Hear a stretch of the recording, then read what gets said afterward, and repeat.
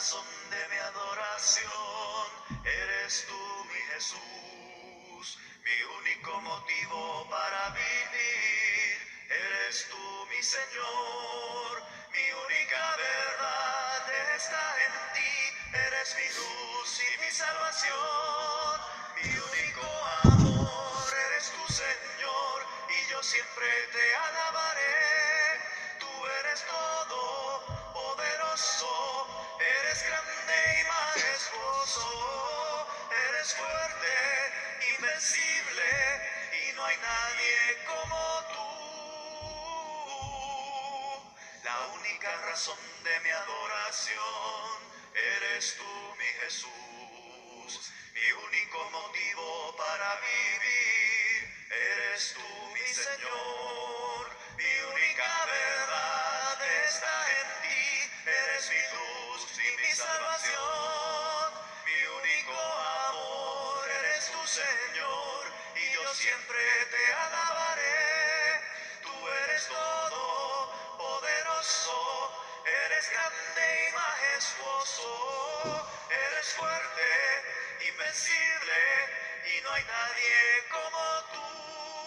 Tú eres todo poderoso, eres grande y majestuoso, eres fuerte, invencible, y no hay nadie como tú.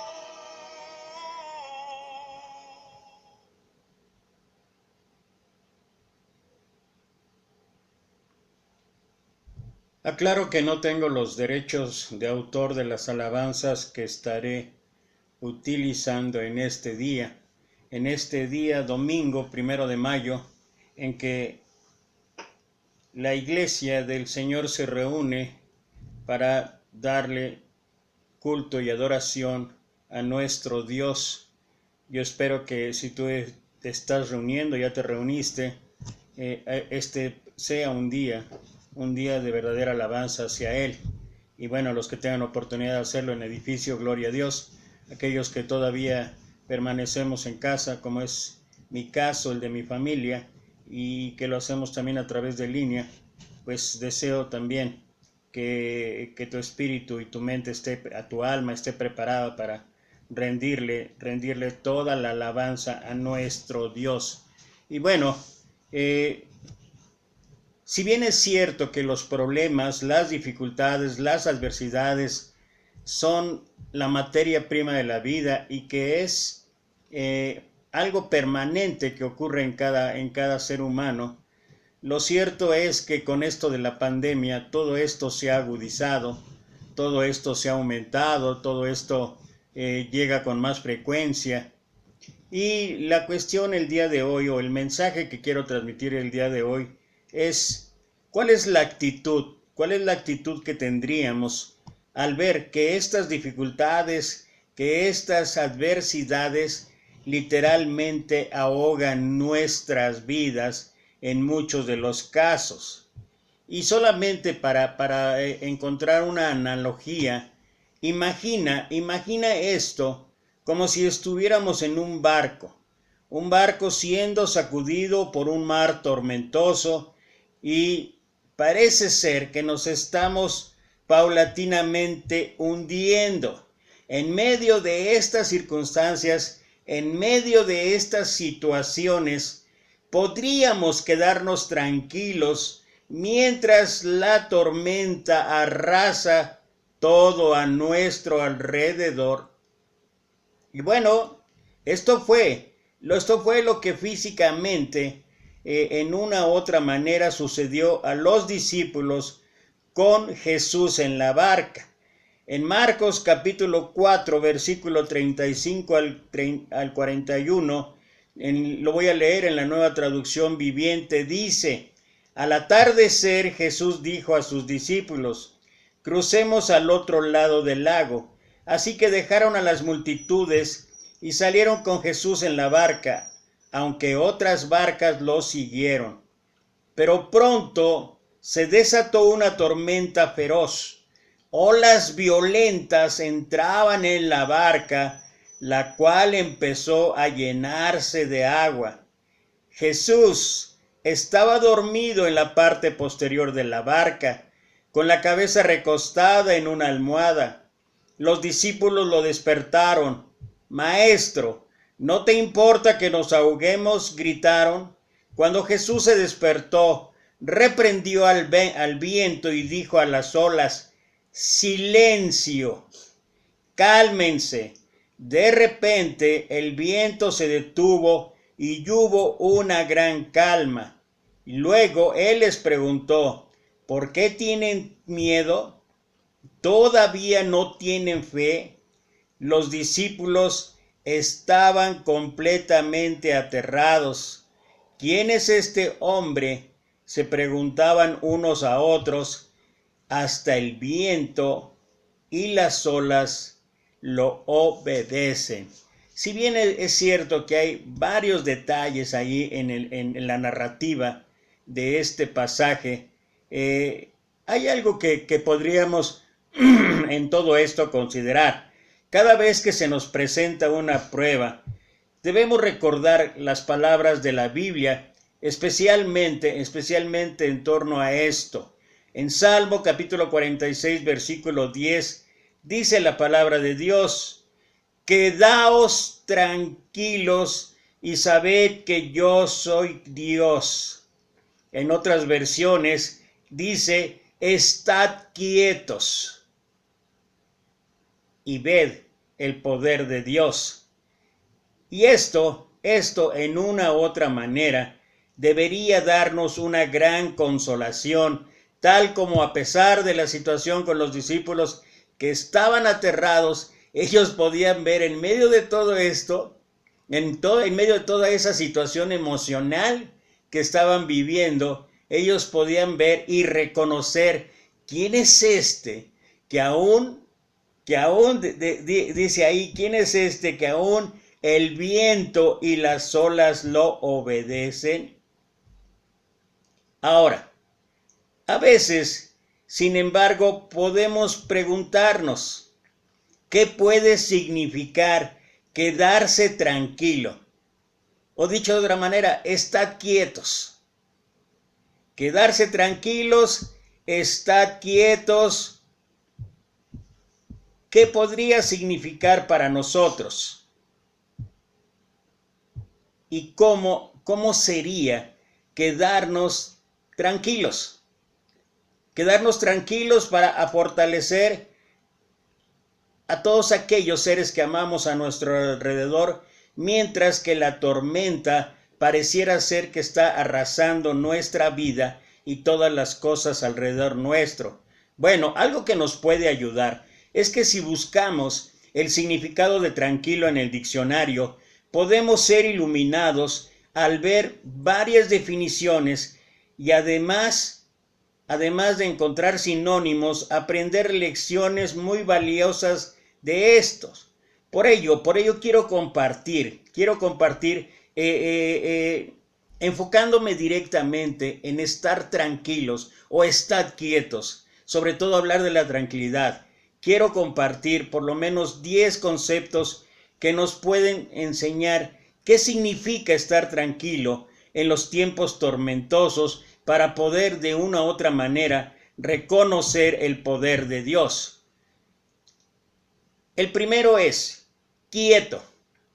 La palabra quieto es sin ruido o turbulencias, pacífico. Y creo que uno de los mejores ejemplos acerca de esto está ahí de lo que ocurrió a Elías, narrado en el primer libro de Reyes, capítulo 19, versículo 11 y 12. Elías está huyendo de una mujer mala. Bueno, eso es lo que pensaba Elías. Había derrotado a 800 profetas por el poder de Dios, había corrido más fuerte que incluso el caballo del rey Acab. Él había visto en toda su magnitud el poder de Dios, pero cuando llegó una amenaza de la reina, la esposa de Acab, Jezabel, que le dijo: esta noche voy a tomar tu vida, entonces él huyó, salió corriendo. Yo sé que hay que temerle a las mujeres, pero bueno, no era para tanto. Sin embargo, Elías huye, y particularmente en lo que estamos viendo de lo que significa estar quietos, estar tranquilos, versículos 11 y 12 de Primera de Reyes 19, y lo voy a leer en la Nueva Traducción Viviente, dice: el Señor le dijo: sal y ponte de pie delante de mí en la montaña. Mientras Elías estaba de pie allí, el Señor pasó, y un viento fuerte e impetuoso azotó la montaña. La ráfaga fue tan tremenda que las rocas se aflojaron. Pero el Señor no estaba en el viento. Después del viento hubo un terremoto, pero el Señor no estaba en el terremoto. Pasado el terremoto hubo un incendio, pero el Señor no estaba en el incendio. Y después del incendio hubo un suave susurro. Cuando no hay ruido o turbulencia exterior, somos o podemos ser capaces de escuchar la voz apacible, así como ese silbido suave. Somos capaces de escuchar la voz apacible y delicada del Espíritu de Dios, que trata de darnos comodidad y que nos va a guiar a través de algunas de nuestras pruebas, algunos de los ruidos que experimentamos y que pudiera estar bloqueando nuestra capacidad de sentir la presencia de Dios, es nuestra preocupación. Cuando aprendemos a cambiar nuestros pensamientos negativos a positivos, somos más capaces de sentir el amor de Dios porque estamos en armonía con Él.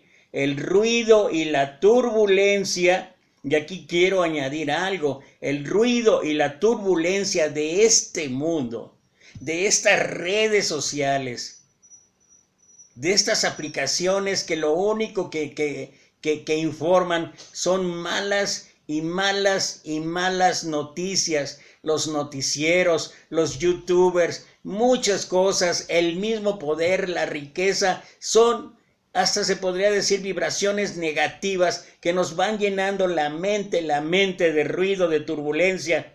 Pero cuando estos son sustituidos por la lectura bíblica, por las oraciones, pareciera ser que a nuestra vida llega una dulce melodía de paz.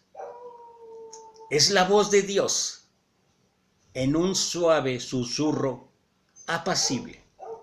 Ese es uno de los sinónimos o de lo que significa estar quietos. Si no podemos oír la voz de Dios, si la voz del mundo nos está gritando, si la voz del mundo nos está inundando, va a ser imposible que tú, que yo, que cada uno de nosotros podamos no solo escuchar, sino ver la magnificencia y el poder de Dios. Otro sinónimo de tranquilidad es calmo. Calmo significa período o condición sin tormentas. Eso es un estado de tranquilidad. Mantener la calma no significa que la tormenta ya no está a nuestro alrededor. Significa que la tormenta ya no está o no debe de estar dentro de nosotros. Las tormentas pueden seguir arrasando, pero nosotros estamos libres de sus efectos. Ya no nos perturban porque sabemos en quién confiamos. Estamos en un lugar donde ya no tememos. Y la mejor descripción acerca de esto se encuentra en la narrativa que hizo el Señor acerca del hombre insensato y del hombre prudente, particularmente el prudente, Mateo 7:25 en la Nueva Versión Internacional. Mira, estamos hablando que las condiciones, que las situaciones alrededor nuestro pueden ser llenas de dificultades, llenas de adversidades, llenas de problemas, literalmente una tormenta, o como dice ahí, dice Mateo 7:25, Nueva Versión Internacional, cayeron las lluvias, crecieron los ríos y soplaron los vientos y azotaron aquella casa, o sea, nuestra casa. Puede ser nuestra casa física, puede ser nuestra casa material, puede ser nuestra casa espiritual, pero dice ahí, azotaron aquella casa con todo, pero la casa no se derrumbó porque estaba cimentada sobre la roca. ¿Y quién es la roca? ¿Quién es la piedra angular? ¿O quién debe ser la piedra angular o la roca en nuestra vida? Nuestro Señor Jesucristo. Y cuando nosotros estamos en calma, nosotros sabemos que a pesar de lo tormentoso, a pesar de los vientos, a pesar de las lluvias, traducido esto en problemas, dificultades, adversidades, nuestra casa no se va a derrumbar porque está cimentada en Cristo Jesús. Otro sinónimo de tranquilidad es silencio. Qué difícil es para nosotros los seres humanos estar en silencio. Y silencio no solamente es cuando dejamos de hablar. Silencio es cuando vemos algo que no nos gusta y de inmediato replicamos, de inmediato colocamos.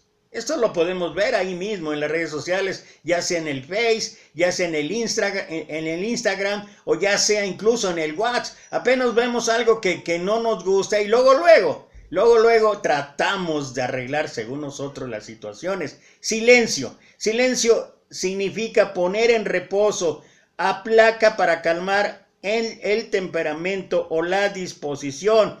Muchas veces cuando vienen las pruebas tendemos a enojarnos con Dios y quejarnos. Y si tendemos a enojarnos con Dios y enojarnos, imagínate cuando las cosas no nos parecen de algunas de nuestros semejantes, llámese hermanos, llámese amigos, llámese familia, llámese la sociedad, etcétera, etcétera. Cuando hacemos esto, cuando no guardamos silencio, disminuimos nuestra capacidad de sentir el Espíritu de Dios, porque no dejamos lugar en nuestros corazones para que el Espíritu pueda morar. Dios no puede morar en un corazón que está lleno de enojo, que está lleno de ira. Es ahí cuando aprendemos a poner en reposo nuestras quejas y poner nuestras cargas en el Señor para silenciar nuestro llanto y mejor esperar en Él el consuelo que vamos a encontrar. Él se unirá siempre a nuestros corazones rotos. Él es capaz de estar ahí donde está nuestro corazón roto, pero en silencio, aguardando a Él. Mira lo que dice Santiago capítulo 1, versículo 19, la parte B del versículo. Todo hombre sea pronto para oír, tardo para airarse. Y el versículo 20, y este lo voy a leer en la traducción lenguaje actual, dice, porque la gente violenta, mira, la gente violenta no puede hacer lo que Dios quiere. Y esto tradúcelo de manera práctica, literal, a tu vida y te vas a dar cuenta. Te vas a dar cuenta cómo cuando hay algo que no te parece y que replicas, ya sea de manera escrita o de manera hablada, pero pareciera ser que hasta la conversación va subiendo de tono, es vergonzoso.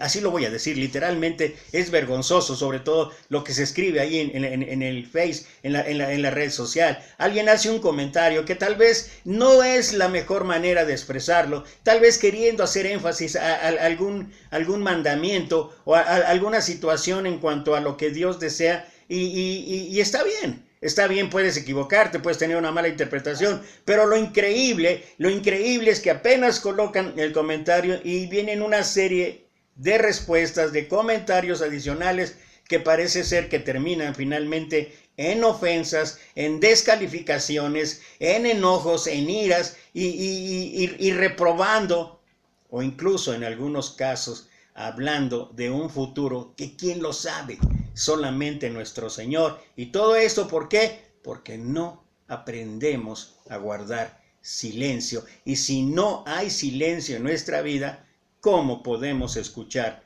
la voz de Dios? Otro sinónimo de la palabra tranquilo es pacífico.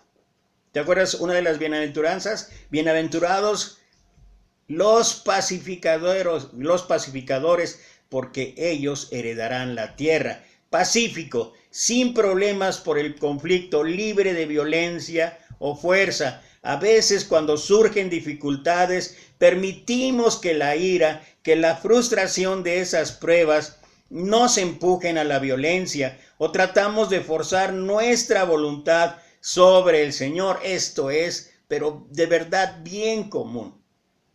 Tratar de imponer nuestros razonamientos, nuestros pensamientos a nuestro Dios. Ninguna de estas opciones nos va a traer la paz. Cuando tenemos conflictos y no nos preocupa a causa de nuestra fe en Dios, solo entonces podemos conocer la paz.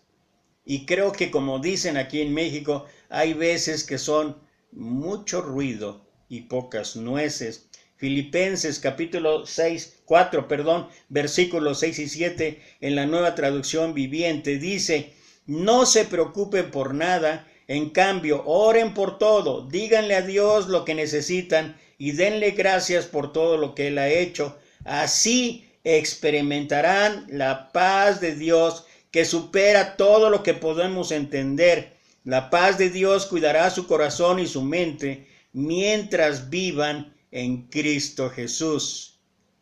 ¿Quieres estar en paz? Lleva tus cargas, lleva tus preocupaciones. Llevemos nuestras preocupaciones al Señor. Como dice también 1 Pedro 5:7, echando toda vuestra ansiedad sobre Él, porque Él tiene cuidado de nosotros. Otro sinónimo de estar tranquilos o significado de estar tranquilo es sosegado. Sosegado significa sereno, sin interrupción o perturbación. Podemos aprender a estar quietos al orar. Si tan solo hiciéramos esto, solamente piensa, no lo había previsto en el estudio, pero solamente piensa en Moisés. Moisés enfrentando literalmente, tenía que dirigir un pueblo, según los eruditos, que el pueblo de Israel en aquel momento era más de 600,000. Si de por sí es difícil batallar con 30 o 40 hermanos en una congregación, en verdad, porque es así, a veces se tiene que batallar por las diferentes opiniones, las maneras de ver, incluso la misma escritura. Y es difícil. Ahora imagina a Moisés con tanta gente. E imagina a Moisés con esa gente que dice la Biblia que era gente contumaz, gente rebelde, gente necia, gente sin afecto. Y que cada vez que Dios le indicaba algo a Moisés y Moisés se le comunicaba al pueblo, de inmediato las quejas, las murmuraciones. Incluso en varias ocasiones hablaron de acabar con Moisés y con Aarón, que era prácticamente el que en una u otra manera le ayudaba a traducir todo lo que tenía que decir al pueblo. Esto tal vez porque Moisés, recuerdan desde que Dios lo llamó, es que yo no sé hablar, es que casi se prevé, según los eruditos, que era tartamudo. Entonces Aarón dice: yo soy el que te va a decir a quién harás. Eso está ahí en el Éxodo 4. Pero después ya en la práctica, pues ahí estaba Moisés y Aarón, y el pueblo murmurando, quejándose, y hablaron de acabar con Moisés y con Aarón. ¿Y qué hacía Moisés? ¿O cuál era la reacción? Creo que a diferencia de algunos de nosotros que aquí en México dicen: uy, luego te calientas como plancha, luego nos enojamos, entramos en ira. A diferencia de eso, mira lo que hacía Moisés todo el tiempo. Él oraba a Dios. Antes de contestar, antes de llevar a cabo cualquier acción, él oraba a Dios. Nosotros podemos aprender a estar quietos. Es una forma de estar quietos al orar, al leer las escrituras, al dar un paseo, al meditar o al darnos tiempo para reflexionar libre de interrupciones o perturbaciones. Esto no solo nos permite comunicarnos con nuestro Padre Celestial, sino que además permite que nuestro Padre Celestial se comunique con nosotros, porque como ya hemos estado viendo, a veces todas estas situaciones impiden que podamos oír la voz de Dios, que podamos ver o sentir la presencia de Dios. Por ello Jesús dijo: mas tú, cuando ores, entra en tu aposento y cerrada la puerta, ora a tu Padre que está en secreto, y tu Padre que ve en lo secreto te recompensará en público. Una de las mejores maneras literalmente de estar quieto, cuando hay adversidades, cuando hay dificultades, cuando hay problemas de cualquier magnitud, de cualquier tipo, es orar. Debemos orar. Otro sinónimo de estar tranquilos o significado de estar tranquilos es reposado. Muchas veces el ajetreo de la vida hace que sea imposible para nosotros escuchar realmente lo que Dios está tratando de decirnos. Es ahí cuando nos paramos y nos damos la oportunidad de descansar para que nuestra mente y corazón puedan centrarse en las cosas que son de mayor importancia. Dios quiere hablar con nosotros, pero tenemos que estar listos y disponibles para escuchar. ¿Has escuchado el término hiperactividad? Hay niños que incluso hay que tratarlos porque dicen son hiperactivos, que no paran, no pueden estar quietos. Necesitan estarse moviendo. Bueno, no solamente son los niños, ¿qué crees? También hay gente, y gente entre nosotros, gente espiritual o gente cristiana que no puede parar. Ahora, el asunto no es que no pueda parar. El asunto es que si no para, ¿cómo se puede escuchar la voz de Dios? ¿Cómo se puede ver la mano de Dios? Cuando hay un problema, ellos piensan que a través de la hiperactividad o superactividad significa espiritualidad. Hay gente que no puede estar quieta, que no puede estar sin moverse, no. Incluso está el mismo servicio de adoración y ellos se están moviendo de un lado para otro, para atrás, para adelante, etcétera, etcétera. ¿Cómo pueden escuchar la voz de Dios? Hay gente que se está paseando durante el servicio de adoración y más cuando está la prédica y más si no nos gusta el que predica, se está moviendo, se está entrando, está saliendo, va al baño, regresa y todo. ¿Y qué escuchó? No al predicador. ¿Qué escuchó del mensaje de Dios? Y es difícil. Si es difícil en esas circunstancias, más difícil es cuando vienen adversidades, cuando vienen problemas, cuando vienen pruebas.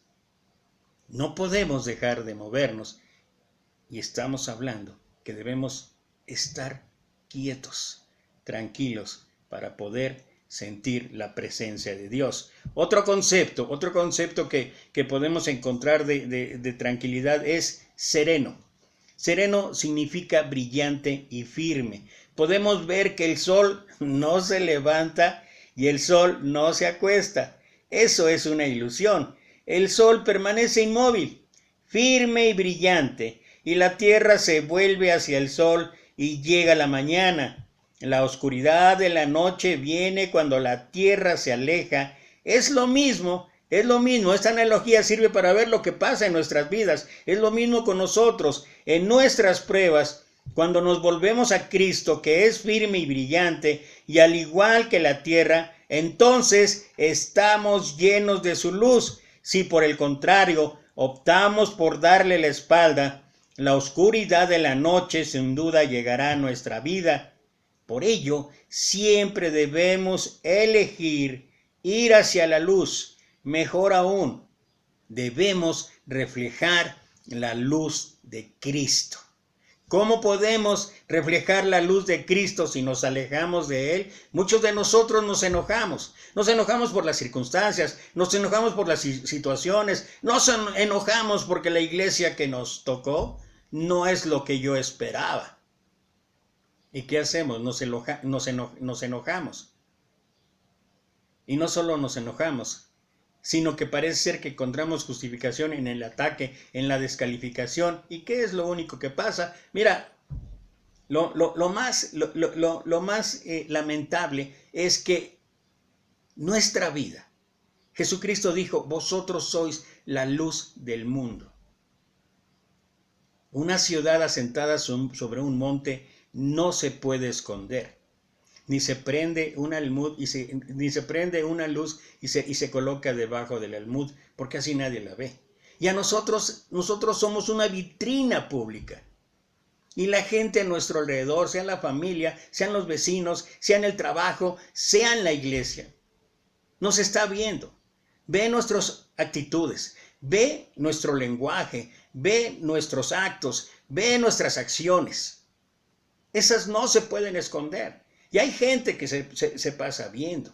Si nosotros no reflejamos la luz de Cristo, si nosotros no intentamos cada día sentir la presencia de Dios, escuchar la presencia de Dios y retransmitir esto a nuestro alrededor, dice, de nada sirve. Igual que la sal, será echada en la tierra. El Señor, como dije, así alumbre vuestra luz delante de los hombres para que vean vuestras buenas obras y glorifiquen a vuestro Padre que está en los cielos. Mira, el hecho de que los hermanos te digan, ay hermana, qué espiritual eres, ay hermano, qué espiritual eres, ay, qué bueno, gloria a Dios. Pero ¿sabes cuál es lo verdaderamente importante? Que la gente a tu alrededor, la que no es cristiana, pueda ver esto. ¿Para qué? Para que ellos se acerquen a Dios, para que ellos alaben y glorifiquen a Dios. Siempre he dicho que el estar en la iglesia es fácil. Ahí es todo amor. Ahí es toda espiritualidad. El problema no es estar dentro de la iglesia.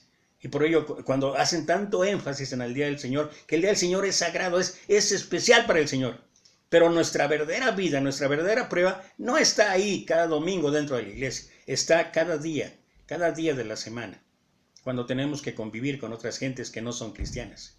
¿Y qué es lo que ven en nosotros? Por ello es que nosotros tenemos en una u otra manera, estamos hablando de cómo es estar tranquilos y estamos hablando de estar serenos, brillantes y firmes, mientras la gente está preocupadísima hablando ya del calentamiento global, y no digo que no se hable, pero hablando de que se va a acabar el mundo. Por eso, mira, el único que va a decidir cuándo termine esto es el Señor. Y cuando la gente puede ver nuestra actitud serena y preguntarse, oye, ¿por qué? ¿Qué no te preocupas? No, sí me preocupo. Pero mi preocupación, mi carga, se la llevo al Rey Soberano, a quien tiene todo el poder. Otro concepto es callado. Callado significa suave, fácil de llevar, es decir, una naturaleza tranquila. Cuando somos de esta manera, cuando somos amables y tolerantes, somos más capaces de escuchar los mandamientos de Dios. Él amablemente nos persuade para amar y servir a los demás. Somos más capaces de aliviar nuestros problemas y entonces vamos a llevar el Espíritu de Dios dentro de nosotros, lo que nos ayudará en todas formas, en todas maneras, a aliviar las cargas de los demás. Otro concepto de estar tranquilos es manso, que significa de una manera tranquila. Cuando enfrentamos nuestras pruebas de una manera tranquila, somos más capaces de ver el panorama completo y hacer un plan de recuperación. No solo nos permite tener una mente clara, pero nos permite también ayudar a calmar los temores de los demás. Qué increíble alivio podemos encontrar cuando nosotros analizamos, cuando nosotros reflexionamos, cuando nosotros escudriñamos lo que Dios está tratando de decirnos a través de su palabra. Estad quietos, estad tranquilos, nos lleva a un sinnúmero de situaciones que estamos tratando de analizar para poder ver que esto nos va a aliviar en gran manera nuestros problemas, nuestras cargas, nuestras dificultades, nuestras adversidades. Estar tranquilo es estar libre de la agitación de la mente o el espíritu. Cuando nuestra mente y espíritu se quedan quietos, todo nuestro cuerpo está en paz. Somos capaces de ver las cosas de una manera clara, sentir las cosas con un corazón puro y escuchar la voz de nuestro Padre Celestial con los oídos abiertos y en sintonía con su Espíritu. Nosotros conocemos a Dios porque seremos como Él. Por ello, y ya casi para terminar, quedaos tranquilos, dice el Señor, quedaos tranquilos y sabed que yo soy Dios. No solo es un dicho, es un estado diario en nuestra vida, es la capacidad de conocer a Dios lo suficiente como para confiar en sus habilidades para rescatarnos. A medida que aprendemos a quedarnos tranquilos y a confiar en Dios, llegamos a conocer y a entender que somos sus hijos y nunca vamos a estar solos o sin ayuda y jamás Jamás Él nos va a olvidar. Él va a venir a nosotros. Todo lo que necesitamos a veces es simplemente estar tranquilos. Porque si dejamos o estamos tranquilos, entonces vamos a dejar que Él actúe en nuestras vidas. El poder de Dios. Estad quietos y sabed que yo soy Dios. No hay Dios tan grande como tú, no lo hay, no lo hay. No hay Dios tan grande como tú, no lo hay, no lo hay. No hay Dios que pueda hacer las obras como las que haces tú. No hay Dios que pueda hacer las obras como las que haces tú. No es con espada ni con ejército, mas con tu Santo Espíritu. No es con espada ni con ejército, mas con tu Santo Espíritu. Y muchas almas se salvarán, y muchas almas se salvarán, y muchas almas se salvarán con tu Santo Espíritu.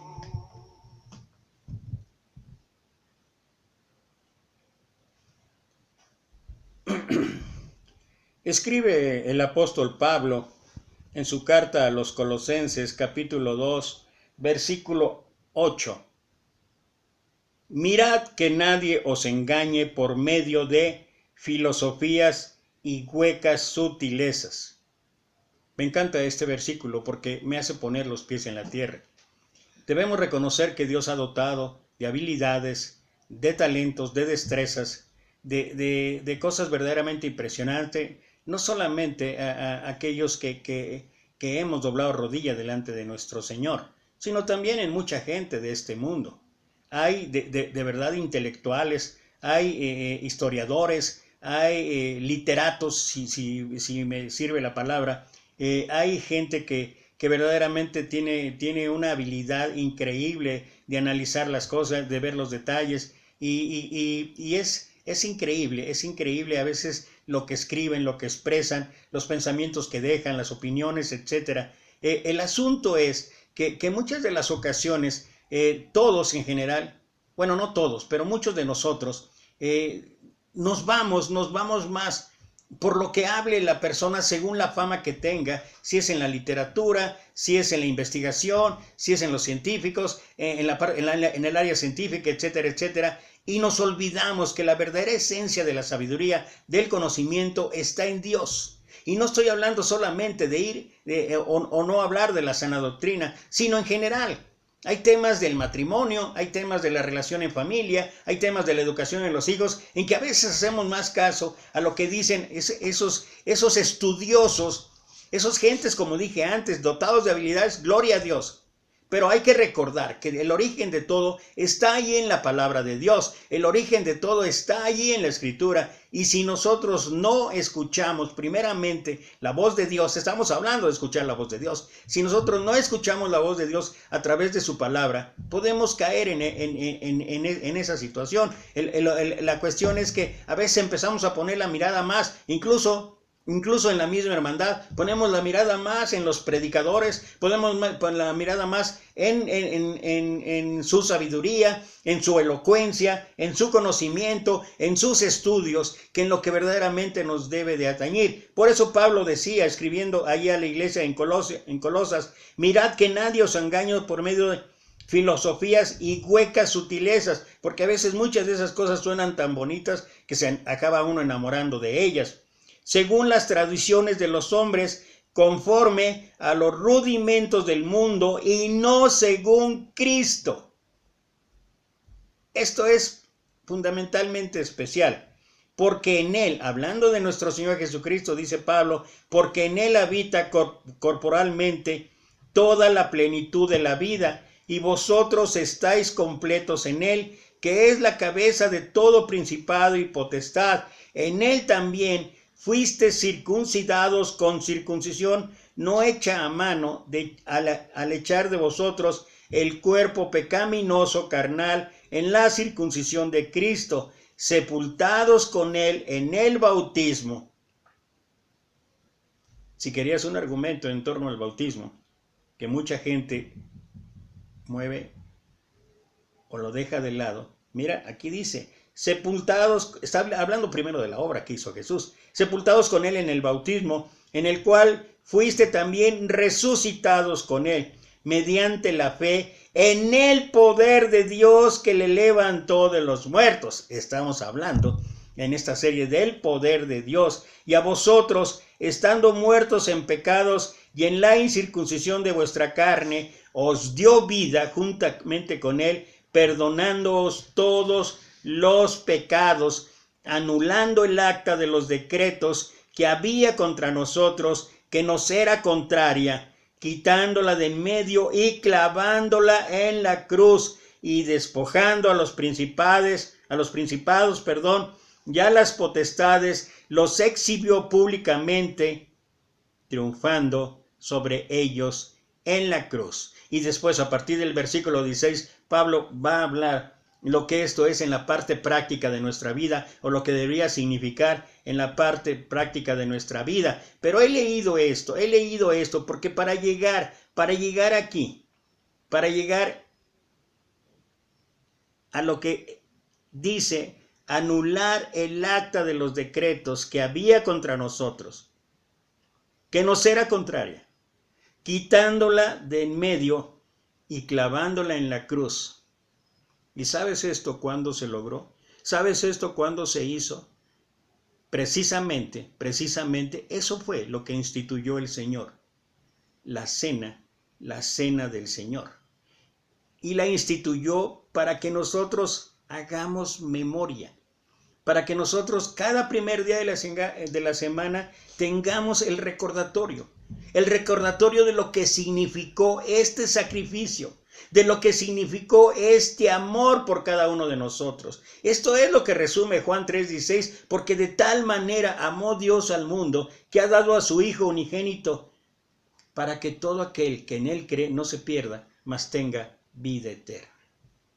La oportunidad de quitar ese decreto que había contra nosotros. Y cuando nuestro Señor instituyó la cena del Señor, Él quería que recordáramos ese momento que debe ser sublime, ese momento que debe ser sumamente espiritual, ese momento que debería ser de alguna manera, por tener que expresarlo de esta forma. Y no estoy diciendo que sea lo más importante, no estoy hablando de importancia, pero debería ser lo esencial. Cada primer día de la semana reunidos, ¿sabes qué? Es importante la prédica, es importante el predicador que tengas en tu congregación, gloria a Dios por él, y gloria a Dios porque traiga el mensaje para honra y gloria de Dios. Sí es importante, son importantes las alabanzas, son importantes que cantes bonito, son importantes las oraciones, pero trascendental es la cena del Señor, porque nos recuerda que gracias a ello, gracias a ese sacrificio, podemos estar realizando todo lo demás. Sin embargo, y tengo que decirlo así, hemos llevado la cena del Señor a un grado mecánico, a un grado de costumbre, que nos aleja más y más de la verdadera esencia de lo que el Señor quería hacer. Pablo, fíjate, desde el primer siglo, Pablo estaba preocupado por esto. Y cuando él escribe la carta a los Corintios, donde va a ser, es la única parte donde se hace mención a la cena del Señor. Y cuando va a hablar acerca de la cena del Señor, él escribe ahí en la primera carta a los Corintios, capítulo 11, versículo 17, pero al anunciaros esto que sigue, o sea, lo que va a decir después de la cena, dice, no os alabo. Mira Pablo hablando a la iglesia, a la iglesia de Corinto y hablándonos a las iglesias hoy en día. Por anunciaros esto que sigue, no os alabo, porque no os congregáis para lo mejor, sino para lo peor. ¿Y cuál era uno de los problemas en aquel momento en la iglesia de Corinto? ¿Y cuál es uno de los problemas hoy en día en nuestras congregaciones? Y no tienes que ir a Guadalajara, o tienes que ir a Querétaro, o tienes que ir a Oaxaca, porque es un hecho en todas las congregaciones en el país. Pues en primer lugar, cuando os reunís como iglesia, oigo que hay entre vosotros divisiones, y en parte lo creo. ¿Cómo podemos alabar y glorificar el nombre de Dios cuando hay divisiones entre nosotros? Divisiones por X número de circunstancias, de situaciones. Ese no es el espíritu que Jesús quería que estuviésemos. En la oración intercesora narrada en Juan capítulo 17, Él habla de la unidad, particularmente versículos 20 al 23, para que sean uno, Señor, como tú y yo somos uno, para que ellos sean uno, para que el mundo crea. Y a veces el mundo lo que ve entre nosotros es lo mismo de todos lados. Pleitos, controversias, divisiones. ¿Ese es el espíritu que alaba y glorifica a Dios? Por supuesto que no. Y por eso quise empezar con lo que dice Colosenses. Mira todo lo que hizo el Señor. Mira todo cómo despojó a las potestades. ¿Para qué? Para que tuviésemos libertad. Por eso, la próxima vez que estés sentado y vayas a participar de la cena del Señor, recuerda el sacrificio, recuerda la intención, recuerda la manera en que deberíamos estar cada uno de nosotros unidos. Cuando pues os reunís vosotros, esto no es comer la cena del Señor. A veces me pregunto, ¿cómo podemos aparentar? ¿Cómo podemos fingir que todo está bien entre nosotros cuando esa no es la verdad? Y el único que lo sabe, y al único que estamos ofendiendo es a Dios. Porque entre nosotros pareciera ser que a veces no hay tanto problema. Pero debería darnos vergüenza. Hay congregaciones que no nos podemos ver. ¿Eso alaba y glorifica a Dios? Por supuesto que no. Y dice Pablo, porque yo recibí del Señor lo que también os he enseñado, que el Señor Jesús, la noche que fue entregado, tomó pan. La noche que fue entregado, mira, estamos hablando del sacrificio de Jesús. Dice, tomó pan, y habiendo dado gracias, lo partió y dijo, tomad, comed, esto es mi cuerpo, que por vosotros, por ti, por mí, por nosotros, por la humanidad que ha aceptado y ha doblado rodilla delante de nuestro Señor Jesucristo, esto es mi cuerpo que por vosotros es partido, haced esto en memoria de mí. A veces lo único que hacemos es leer este versículo y ya, pasen el pan y todo. No, ¿sabes qué? Hay que reflexionar. ¿Cómo está mi situación ante Dios? ¿Cómo está primero, mi situación ante Dios? Y después, ¿cómo está nuestra situación ante Dios? Oremos. Padre bendito, Dios, alabado y glorificado sea tu nombre. Señor, bendice este pan en el que hacemos memoria de ese enorme sacrificio realizado allá en la cruz. Padre, limpia nuestro corazón, que nos acerquemos a ti con un espíritu quebrantado, con un corazón contrito y humillado. Te lo rogamos, te lo pedimos, en el bendito santo nombre de tu Hijo amado, nuestro Señor Jesucristo. Amén.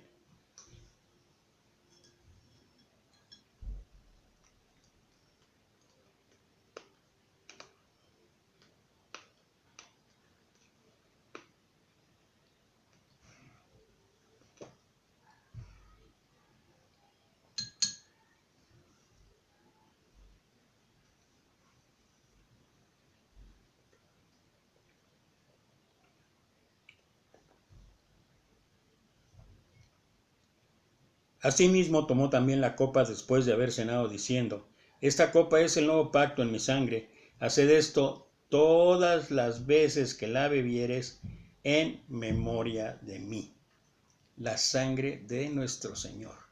Allá en Egipto, cuando el pueblo fue liberado, sacrificaron un cordero y la sangre fue colocada en el dintel de las puertas.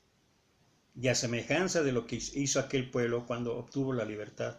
Eso fue lo que nuestro Señor hizo. Nuestro Señor era un cordero perfecto, sacrificado, derramada su sangre, por ti, por mí, por cada uno de nosotros. Y el Señor dice, esta copa es el nuevo pacto en mi sangre, esa sangre que Él derramó. Haced esto todas las veces que la bebieres en memoria de mí. Señor bendito, alabado y glorificado sea tu nombre. Gracias, Señor Jesucristo, por ofrecerte como un cordero perfecto, derramando tu sangre ahí en la cruz. Gracias porque esa sangre nos limpia, nos reconcilia con Dios, nos limpia y nos puede seguir limpiando de todo pecado. Padre, que tomemos esta copa en la cual hacemos memoria de todo este acto. Bendícenos, Señor, límpianos y gracias, Padre, por este amor. Todo esto en el santo nombre de tu Hijo amado, nuestro Señor Jesucristo. Amén.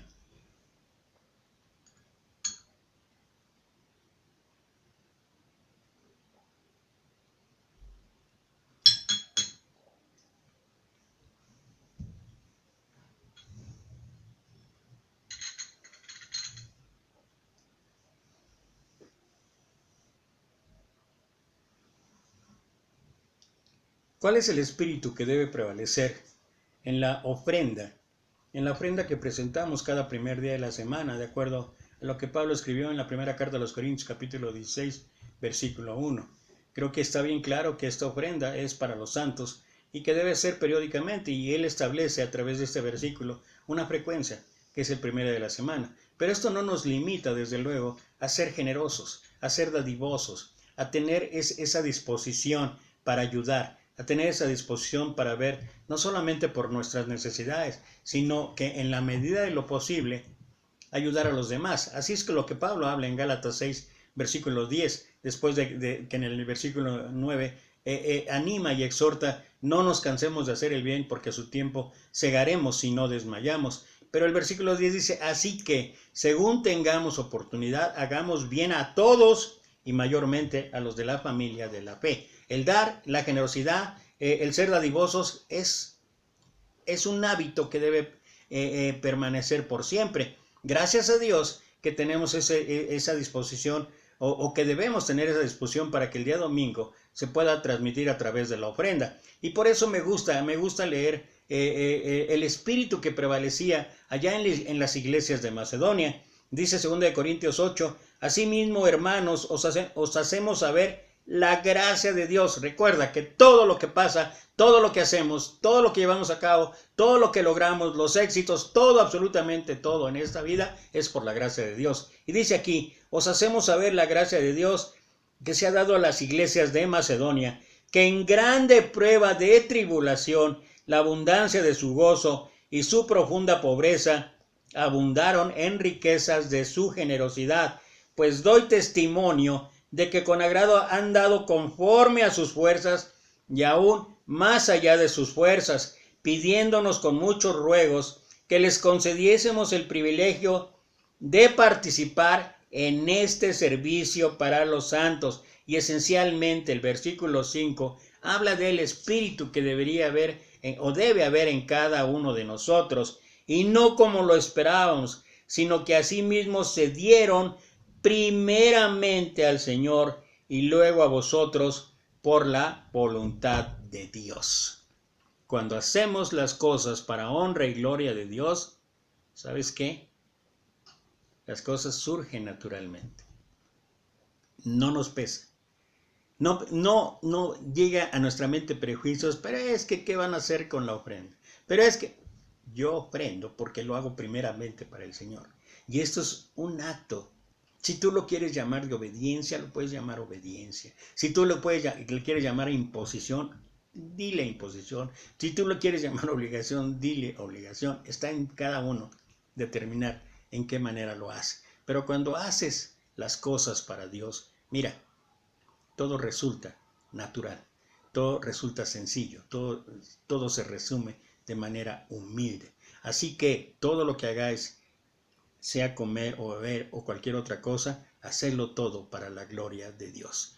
que ese espíritu es el que prevalezca al depositar la ofrenda. Señor, gracias te damos por este privilegio, por esta oportunidad de demostrar nuestra generosidad, de ser dadivosos, Señor, de pensar realmente preocupados en las situaciones que guarda primeramente la familia de la fe, pero no solamente ella, sino todos a nuestro alrededor, y que esta forma de ofrendar en este día sea algo permanente, de llevarlo a cabo según tengamos oportunidad hacia todos. Y Padre, pone en nosotros un espíritu de generosidad, un espíritu que comprenda que comprenda que más bienaventurado es dar que recibir. Gracias por este privilegio, y todo esto lo ponemos a tus pies, en el bendito santo nombre de tu Hijo amado, nuestro Señor Jesucristo. Amén.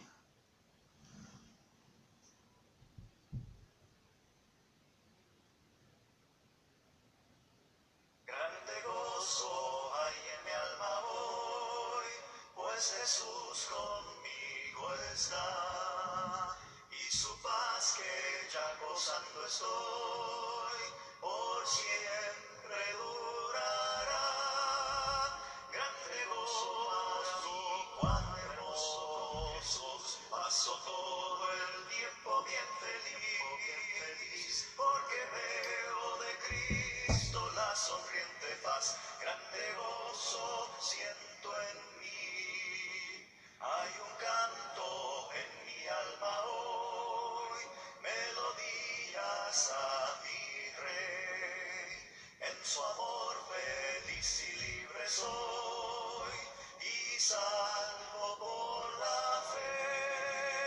Grande gozo, cuán hermoso Jesús, paso todo el tiempo bien feliz, porque veo de Cristo la sonriente faz. Grande gozo siento en mí, paz divina hay en mi alma hoy, porque Cristo me salvó. Las cadenas rotas ya están, Jesús me libertó. Grande gozo para mí, cuán hermoso Jesús, paso todo el tiempo bien feliz, porque veo de Cristo la sonriente paz. Grande gozo siento en mí, gratitud hay en mi alma hoy, y alabanzas a Jesús, por su gracia a la gloria voy, gozándome en la luz. Grande gozo, cuán hermoso Jesús, paso todo el tiempo bien feliz, porque veo de Cristo la sonriente paz. Grande gozo siento en mí.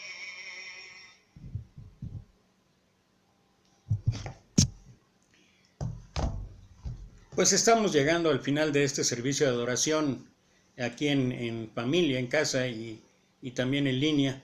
Y pues agradecemos al Señor este privilegio, esta bendición de estar reunidos en su nombre.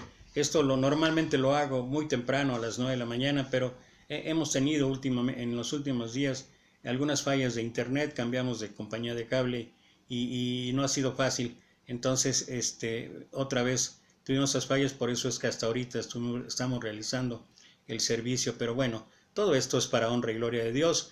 Espero que esto haya subido con olor fragante al Señor, y que también que sea de edificación, no solamente para aquí en familia, sino para todos aquellos que se conectaron y que están conectados, y que finalmente después escucharán nuevamente la predicación.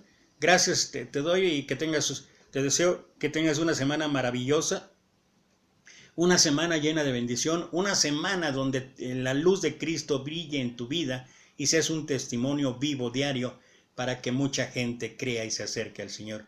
Gracias por ello, y bueno, te mando un abrazo afectuoso a la distancia y 1,000,000 de bendiciones. Hasta pronto, si Dios permite, nos conectamos el próximo miércoles. Adiós.